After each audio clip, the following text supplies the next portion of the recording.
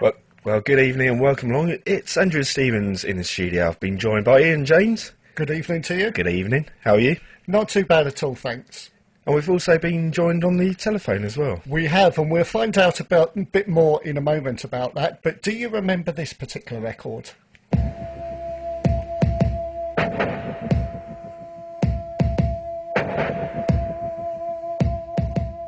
It was originally a chart hit back in 1981 when it reached number 2, and there is now a campaign for that particular record, Ultravox's Vienna, to go one spot higher in 2010.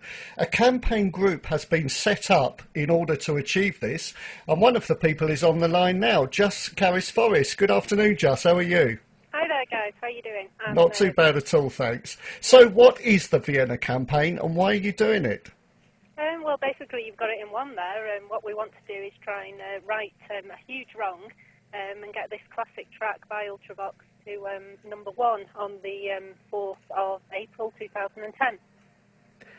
And who came up with the idea of the Vienna campaign, and who are the main administrations of it?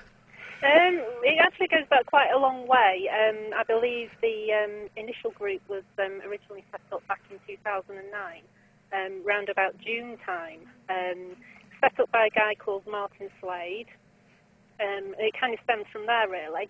It didn't really start to gather momentum until beginning of this year, and that's when we got it all up and running. Was it in any way inspired by the Rage Against the Machine campaign to keep Simon Cowell from having one of his acts in last year's Christmas number 1 spot, or did it happen to be that Martin thought of the idea around the time that was going? That's a common question, that one. As far as I'm aware, Martin's idea was totally independent of that particular campaign. Obviously, the success of that campaign has urged us on a bit more and, led us to believe that we can actually make this thing a success now that people have got more control over what happens in the chart, basically. The British buying public have now got the power to decide what goes there to the top slot. So, it certainly spurred us on. So Joel Dulce's Shut Up Your Face was number 1 record that year back in 1981. Has he actually heard of the current campaign? I believe he has made some noises. Yes, yeah. I think he attempted to set up something similar as well to try and repeat history, which, of course, we don't want that to happen at all. So, if you feel the same way, get behind Vienna. Well, being an Ultravox fan myself, like you are, Just, the question that came to my mind is, why is the campaign being staged in 2010 as opposed to 2011, seeing as Vienna was a number 2 hit in 1981? Another good question. I agree, it's not quite the 30-year anniversary yet. However, given everything that's happening in the little world of Ultravox at the moment, there's so much going on, and they've just got back together, did a tour last year, going to do a tour this year. It was still a magic moment to actually get the record to number 1, I think, this year. I think it's the right time to do it. Leaving it until next year, I don't think it'd have the same effect. If we do manage to achieve this, it's going to be a real big high for everybody, and it's right on the eve of the tour as well, the UK tour. They've also just released a live DVD from last year, so it's all kind of happening this year, which I think it's a good time. It's a good time to do it. And of course, the other way to look at it is that even though it didn't reach the charts until 1981, it would certainly have been written and even recorded in 1980. So 30 years is appropriate for this time. Well, I'll tell you what, Just, we'll hear the record now in its entirety, a big memory booster for those who remember it first time round, and hopefully it will encourage some people who may not have heard it before to actually take part in the campaigns. We'll be back with you after the record.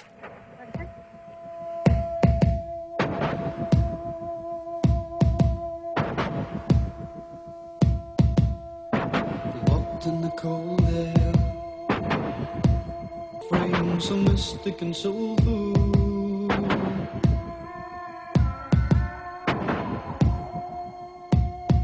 A voice reaching out and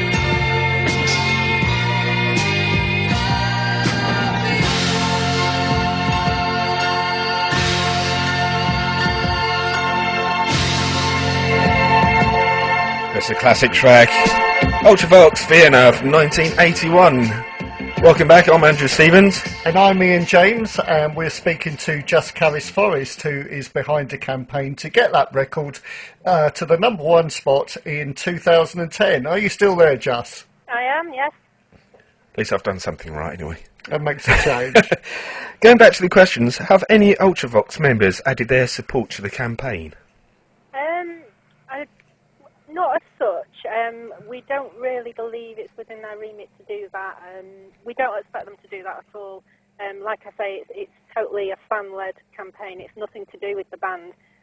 However, we did get quite a pleasant surprise the other day. I believe the drummer, Warren Can, actually posted a brief message of thanks to his website. So that was a really nice touch. Is this a worldwide campaign or is it UK-based? And what are the reasons again for you doing this?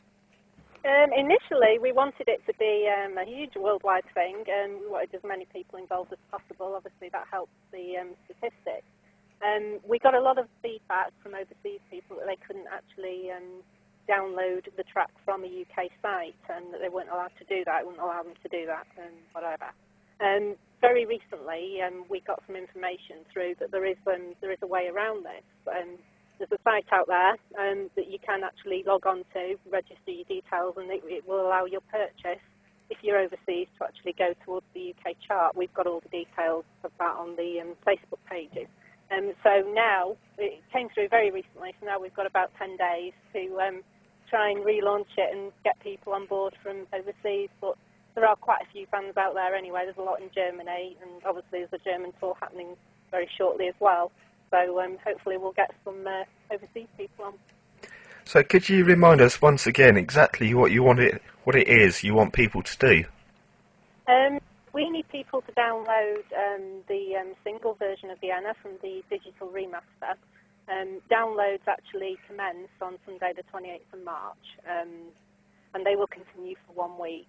So obviously, to do that, the better chance we've got of hitting the UK chart. You know, if you're an Ultravox fan, obviously it's something you might, you're going to want to do. And again, it doesn't just appeal to Ultravox fans. It's a classic song. I still believe it's very relevant today. So again, and if you set up a novelty record, it's the perfect opportunity to say no to novelty. So there's lots of reasons out there for doing it, and you don't necessarily have to be a major Ultravox fan. Is the single going to be available to buy in CD single format as well as download? No, I don't believe it is. It's just going to be a digital download. And if people want to find out more information about your campaign, have you got a website address that they can go to? Is it on Facebook or any of the social networking sites? We've got a lot of pages out there. We've got a YouTube channel. We've got about 4 Facebook pages now, I think. Right. If you do any search on Facebook, you'll find us. If you go to ultravox.org.uk, there's a lot of information on there as well. They've got a page dedicated to the campaign. We're on MySpace, and we've got a Twitter account as well. So, yeah, we are everywhere. Right, so you've certainly been getting yourselves around with this campaign. Yeah, absolutely. We've got a strong team of 3. We've got myself, Gillian and Martin, who founded the campaign, and we've been working really hard. And we've had a lot of support from fans as well, been doing various videos for us, artwork, etc. So, and everyone's doing their bit, they're getting out there, they're requesting the record, it's getting played quite a lot, I believe. So it's all very positive. And even if we don't actually hit the chart, at least we've done something to raise a bit of awareness and cause a bit of a stir and hopefully get some people on board for the tour. So if people do want to find the campaign, they can just go on YouTube, key in the words Vienna Campaign, and it should come up, should it? Yeah, if you go on YouTube, youtube.com, Vienna Campaign. Right, that's brilliant. Jus Forrest, thank you very much for talking to us this afternoon, and the best of luck with the campaign.